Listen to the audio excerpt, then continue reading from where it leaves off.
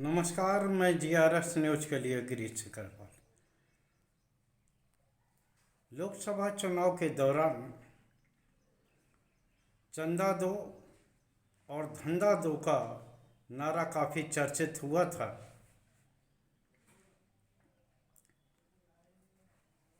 और तत्कालीन मुख्य न्यायाधीश सुप्रीम कोर्ट के डी.वाई. चंद्रचूड़ ने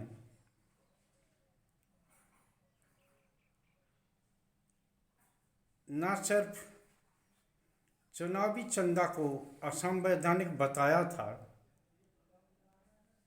और यहाँ तक कि सरकारी जांच एजेंसियों को भी यह कहकर फटकार लगाई थी कि वो सरकारी यानी सरकार की हरकारा बन गई हैं और न सिर्फ दल तोड़ने बल्कि उनसे चंदा उगाहने में भी सरकार का सहयोग कर।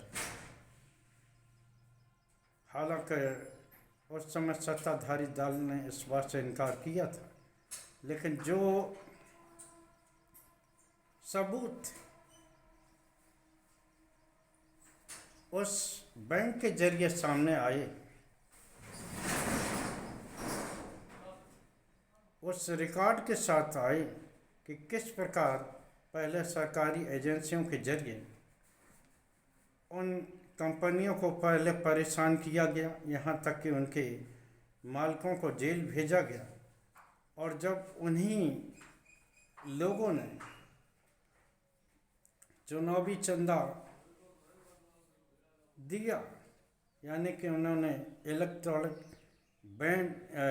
बॉन्ड जब खरीदे और उसे सत्ताधारी दल ने बना लिया, तो न सिर्फ वो पाक साफ हो गया, उसे जेल से भी छोड़ दिया गया। लेकिन बहुत ही दुख की बात है कि मुख्य न्यायाधीश की ये टिप्पणी सिर्फ फाइलों की ही शोभा बढ़ाती रही। लेकिन हाल ही में मुख्य न्यायाधीश बी.आर. गवई ने एक मामला पकड़ा है जिसमें कि चंदा देने वाली कंपनी को एक बड़ा काम दिया गया है, वो भी उस एक कंपनी को काटकर जिसकी कि इस क्षेत्र में विशेषज्ञता है और जिसने न सिर्फ प्रधानमंत्री का ड्रीम प्रोजेक्ट सेंट्रल विस्टा को भी बनाया था और उस समय जबकि कोरोना की ज़बरदस्त लहर पूरे देश में चल रही थी। मैं एल.एन.टी. की बात कर रहा हूँ। एल.एन.टी. कंपनी निर्माण के क्षेत्र में काफ़ी जिम्मेदार और बड़ी कंपनी मानी जाती है, लेकिन महाराष्ट्र में हाल में हुए एलिवेटेड रोड और टनल की एक ठेके में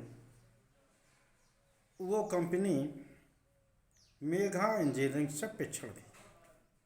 क्या यहाँ ये सवाल है कि क्या एल.एन.टी. ने मेगा इंजीनियरिंग से ज़्यादा रेट प्रक्रिया में बोले थे? ये बात बिल्कुल नहीं, क्योंकि एल.एन.टी. के जो रेट हैं वो मेगा कंपनी से 3,100 करोड़ रुपया कम है। लेकिन हुआ क्या, एल.एन.टी. को बाईपास करके सरकार ने जब ये ठेका मेघा इंजीनियरिंग के नाम किया, तो मेघा इंजीनियरिंग को लेकर, सरकार के इस रवैये को लेकर एल.एन.टी. कंपनी महाराष्ट्र हाई कोर्ट में गई, लेकिन वहाँ उनकी याचिका को कोई तवज्जो नहीं दिया गया। थक हार कर वो माननीय सुप्रीम कोर्ट में पहुंची, जहां से ये बात निकल कर आई कि किस प्रकार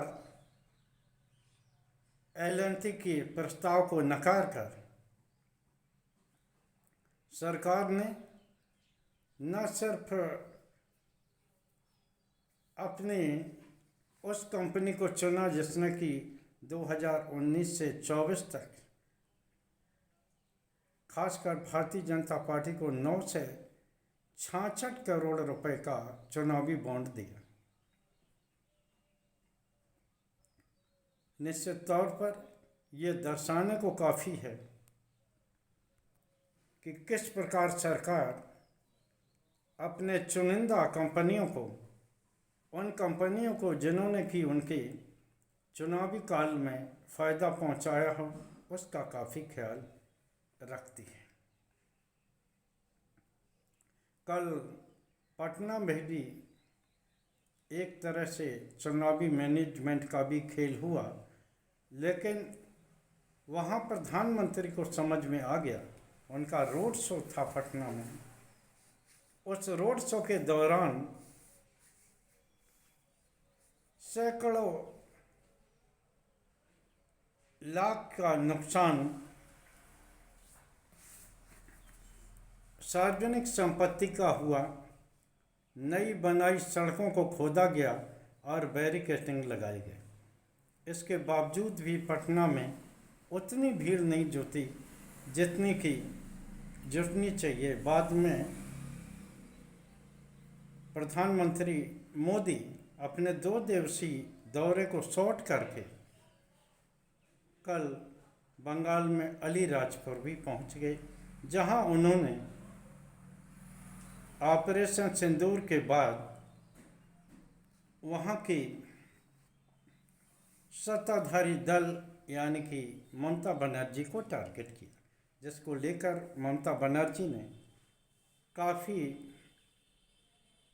हमले, व्यक्तिगत हमले भी प्रधानमंत्री पे किए और सिंदूर को लेकर सवाल खड़ा। यहाँ मेरा उद्देश्य ये बताना नहीं था कि किस प्रकार प्रधानमंत्री ऑपरेशन सिंदूर को लेकर, जो कि पूरी तौर पर सेना से जुड़ा हुआ है,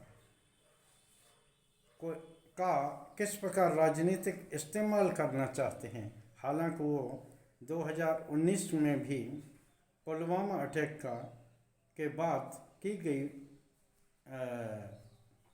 एयर स्ट्राइक का भी राजनीतिक लाभ अपने पक्ष में भुना चुके हैं।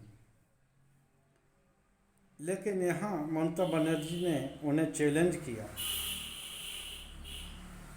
कि प्रधानमंत्री पश्चिम बंगाल में चुनाव करा लें। लेकिन मेरा ये यहाँ बताने का उद्देश्य ये था कि किस प्रकार, जबकि पश्चिम बंगाल में ही प्रधानमंत्री ने यह कहा कि ऑपरेशन सिंदूर अभी भी जारी है, तो यहाँ एक सवाल मैं खड़ा करना चाहता हूँ देश के प्रधानमंत्री से कि सेना जब ऑपरेशन मोड में है, उनके औजार ऑपरेशनल मोड में हैं, तो आखिर वो ऑपरेशन सिंदूर के नाम पर किस प्रकार का राजनीतिक फ़ायदा उठाने की कोशिश वो कर रहे। एक और पूरे विपक्ष के सांसद विश्व के 32 देशों में जाकर देश का पक्ष रख रहे हैं, और इस अवसर को भुनाते हुए देश के प्रधानमंत्री उन्हीं विपक्षी दलों के शासित राज्यों में जाकर उनको दोषी ठहरा दिया, यानी कि घरेलू राजनीति चलती रहे और चुनावी अभियान आगे बढ़ता रहे। आप सभी लोगों को याद होगा कि किस प्रकार पहलगांव हमले के बाद देश के प्रधानमंत्री पहलगांव न जाके और बिहार में एक रैली को संबोधित करने चले गए थे। यहाँ मैं अपने ब्लॉग में बात कर रहा था कि किस प्रकार चंदा दो और धंधा दो का खेल पकड़ा गया। माननीय उच्चतम न्यायालय ने इस बात पर गौर किया कि आखिर 3100 करोड़ का अंतर होने के बावजूद भी किस प्रकार मेगा इंजीनियरिंग को काम दिया गया। इस संबंध में माननीय सुप्रीम कोर्ट ने सरकार से ठेके की पूरी प्रोसीडिंग मांगी है और ये कहा है कि अगर बिना कोई प्रोसीडिंग और उचित कारण बताए एक ऐसी कंपनी को ठेका दिया जाता है तो निश्चित तौर पर वो ठेके को कैंसिल करेंगे व कठोर आदेश भी पारित करेंगे। आप सभी लोग जानते हैं कि किस प्रकार इलेक्ट्रोल बॉन्ड जैसे कि माननीय सुप्रीम कोर्ट ने असंवैधानिक ठहराया, जिसकी सुनवाई अभी भी चल रही, लेकिन सरकार अभी भी अपने उन लोगों का ख्याल रखती हुई दिख रही है जिन लोगों ने भारतीय जनता पार्टी को चुनावी चंदा दिया है। ये एक अकेला मामला नहीं होगा, लेकिन चूंकि ये मामला कोर्ट के समक्ष पहुंचा है इसलिए ये जानकारी सार्वजनिक हो पाई कि आखिर किस प्रकार सरकार अपने उन कंपनियों को आगे बढ़ा रहा है जो चुनावी चंदा देने में उनका सहयोग करती हैं। इसी प्रकार देश के प्रधानमंत्री का वो नारा भी आप लोगों को याद होना चाहिए जिसमें उन्होंने कहा था, न खाऊंगा न खाने दूंगा। लेकिन इस उदाहरण को देखते हुए ऐसा लगता है कि किस प्रकार सरकार जनता का 3100 करोड़ रुपए का घाटा अपनी निजी कंपनी को फ़ायदा पहुंचाने के लिए करा रही है। हालांकि माननीय सुप्रीम कोर्ट ने इसे गंभीरता से लिया है, इसके बावजूद भी हमें आशा रखना चाहिए कि निश्चित तौर पर सुप्रीम कोर्ट इस मामले में दूध का दूध पानी का पानी करेगा और एल&टी के साथ हुए भेदभाव को सुलझाने की कोशिश करेगा। आज के ब्लॉग में बस इतना ही। जय हिंद, जय भारत। आप सभी लोगों से निवेदन है कि आप हमारे इस छोटे से चैनल को प्यार दें, इसे सब्सक्राइब करें, शेयर करें और कमेंट करके हमारे इस छोटे से चैनल की हौसला अफजाई करें। आज के ब्लॉग में बस इतना ही। कल फिर किसी नए मुद्दे के साथ आपसे जुड़ने का प्रयास करूँगा।